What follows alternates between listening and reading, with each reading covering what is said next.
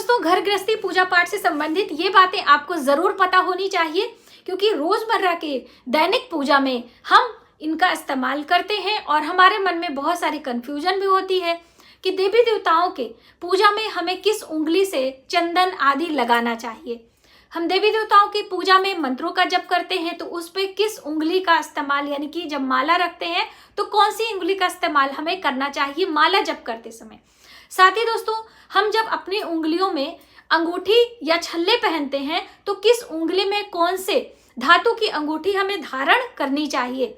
बहुत सारी बातें इस तरह की आज की इस वीडियो में हम आपके साथ शेयर करेंगे। तो वीडियो बहुत ही हेल्पफुल और इंटरेस्टिंग होने वाली है, तो आप एंड तक बने रहे, जिससे सभी जानकारी प्राप्त करके आप भी यदि इस कंफ्यूजन से जूझ रहे हैं तो आपकी कंफ्यूजन दूर हो जाएगी।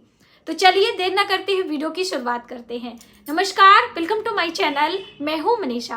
दोस्तों, हम बात कर रहे हैं पूजा पाठ घर गृहस्थी से संबंधित बहुत सारी सूक्ष्म से सूक्ष्म जानकारी।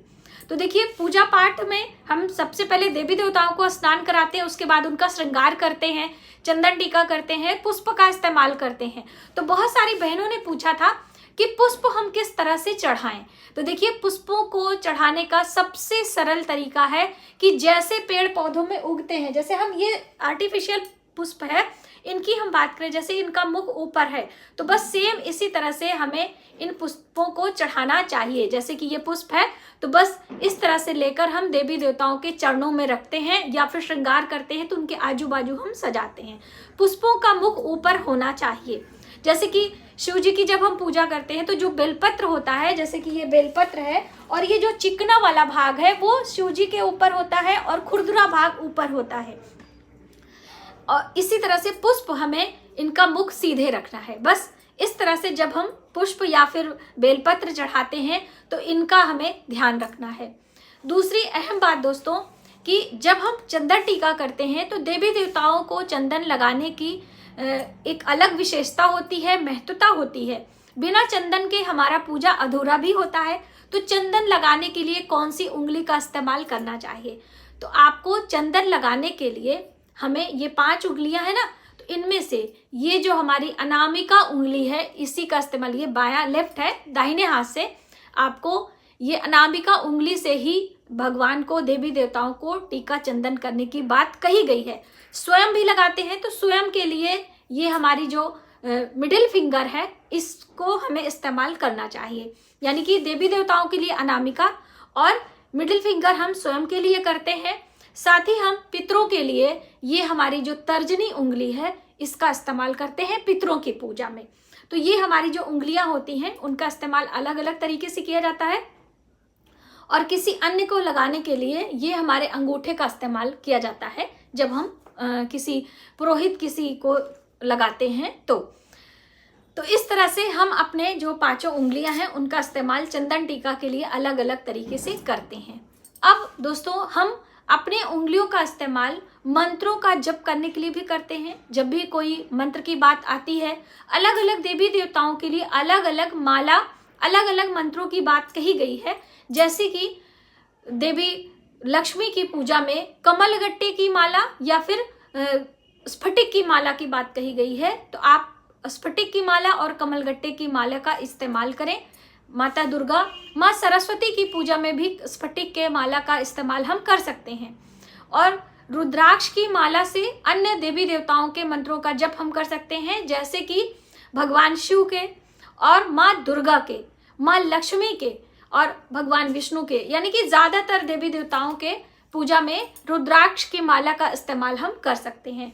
भगवान विष्णु के मंत्रों का जप करने के लिए हमें तुलसी के माला का इस्तेमाल करना चाहिए। तुलसी प्रिया है भगवान विष्णु की, तो इसलिए तुलसी के पत्र और तुलसी के माला का विशेष प्रयोग किया जाता है भगवान विष्णु की। हमारी जप माली, यानी कि इसमें हम रखकर माला का जप करते हैं।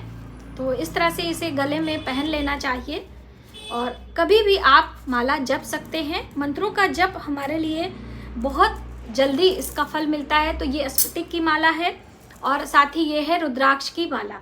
तो अभी हम आपको माला जप करने की जो नियम है, विधि है, वो हम आपको बताना चाहेंगे।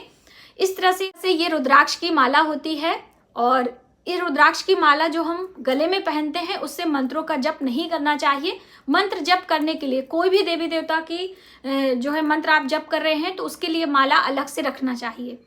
और ये है जो यहाँ पे इस तरह से लाल रंग का, पीले रंग का इस तरह से फ्लावर जैसा आपको ये धागे का बना होता है, इसे कहते हैं सुमेरु। सुमेरु का बहुत बड़ा महत्व होता है। जब भी हम माला जपते हैं तो ये जो हमारी मिडिल फिंगर है इसका इस्तेमाल करते हैं। और यहाँ पे आपको अच्छे से दिख रहा होगा, हम इस माला को मिडिल फिंगर पर रखेंगे और इस सुमेरु को अपनी तरफ रखेंगे, आगे की तरफ। ये देखिए आपको क्लियर हो गया। और अब अंगूठे से ये जो पहला मनका है यहाँ पे उसको आगे सरकाएंगे। जैसे कि हम मान लीजिए जप कर रहे हैं उमा शंकराय नमः, माँ पार्वती भगवान शिव का बहुत ही शुभ और बहुत ही प्यारा मंत्र है।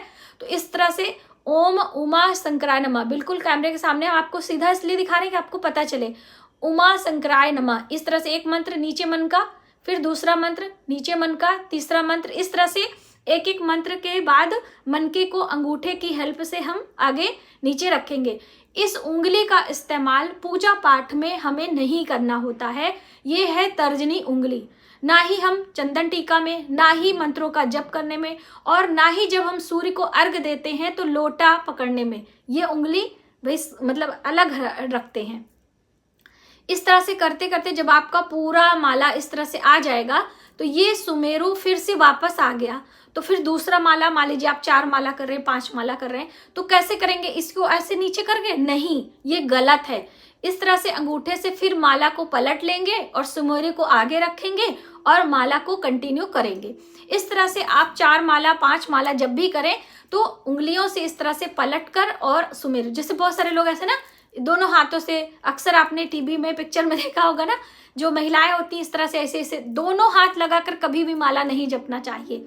ना ही ऐसे ऐसे करके ऐसे ऐसे ऐसे जो भी नहीं करना चाहिए, उसका फल हमें नहीं प्राप्त होता है। तो माला जपने के लिए कौन सी उंगली का इस्तेमाल करना है ये आपने जाना। बहुत ही महत्व रखता है मंत्रों का जप और माला का चयन और मंत्रों का चयन और सही तरीके से माला जप करने का। तो ये मैंने सोचा मैं आपको सही तरीके से बताऊं। और माला जब हम जपते हैं तो किसी को मतलब कोई देखे ना, इसलिए इस जपमाली में रखना होता है। तो एक गोमुखी आती है, वो भी आप ले सकते हो। तो ये आपको ध्यान रखना है। दूसरी अहम बात दोस्तों कि जब हम पूजा करते हैं तो घंटी की ध्वनि करते हैं, घंटा घड़ियाल बजाते हैं। घंटा घड़ियाल बजाने का अर्थ होता है घंटे से नकारात्मकता दूर होती है ना। जब हम पूजा पाठ मंत्रों का जप, धूप, अगियारी सब करते हैं, इससे हमारा स्वास्थ्य अच्छा होता है, हमारे घर में सकारात्मक ऊर्जा का वास होता है, जिससे हमारा मन, हमारा हृदय प्रसन्नचित्त होता है। तो जब हम घंटे की ध्वनि करते हैं इस तरह से, तो बिना कारण हमें घंटे की ध्वनि भी नहीं करनी है। और जब हम घंटे की ध्वनि करते हैं तो हमारे जो है घर से नकारात्मकता दूर होती, सकारात्मक ऊर्जा का वास होता है। इसीलिए देखिए जब मंदिर हम जाते हैं तो मंदिर में सबसे पहले प्रवेश करते ही हम घंटे की ध्वनि करते हैं, क्योंकि जब हमारा औरा है, जहाँ पे हम आए हैं दूर से, रास्ते में साथ में हमारे औरा के साथ में क्या नकारात्मक ऊर्जा हमें नहीं पता है, लेकिन घंटे की ध्वनि करते ही वो नकारात्मकता समाप्त होती है और सकारात्मक ऊर्जा के साथ हम मंदिर में देवी देवताओं की ऊर्जा को ग्रहण करते हैं, है ना। अब देवी देवताओं के दर्शन के बाद हम परिक्रमा आदि, भोग प्रसाद जो भी आपको करना है, आते समय कभी भी घंटे की ध्वनि नहीं करना चाहिए। मंदिर घुसते समय आपको घंटे की ध्वनि करनी चाहिए, मंदिर से बाहर निकलते समय घंटे की ध्वनि कदापि नहीं करना चाहिए। ये एक नियम के अंतर्गत आता है घंटा बजाने की। इसी तरीके से जो हमारे घर की जो घंटी होती, पूजा की घंटी, बहुत सारी बहनों ने पूछा था कि मैम आप घंटी, तो मैंने एक स्पेशली वीडियो दी है घंटी पर। तो ये देखिए गरुड़ घंटी है, घर में गरुड़ घंटी रखना चाहिए। ज्यादातर ये गदा वाली घंटी भी आती है, वो उतनी शुभ नहीं होती है जितनी कि गरुड़ घंटी हमारे लिए शुभ होती है, ठीक है। तो आप गरुड़ घंटी रखें। और घंटी का आकार, घंटी की छोटाई बड़ाई, बहुत सारे लोगों ने पूछा था, ये डिपेंड करता है कि आपके पूजा मंदिर में कितने देवी देवता हैं। आप सिर्फ एक देवता, हालांकि ऐसा कोई करता नहीं है, तो छोटी घंटी रख लें, या फिर बहुत बड़ा घंटा ऐसे अजीब सा नहीं रखना चाहिए, वो सिर्फ मंदिर के लिए ही शुभ होता है है ना। घंटे की ध्वनि से, शंख की ध्वनि से हमारे घर में सकारात्मक ऊर्जा आती है।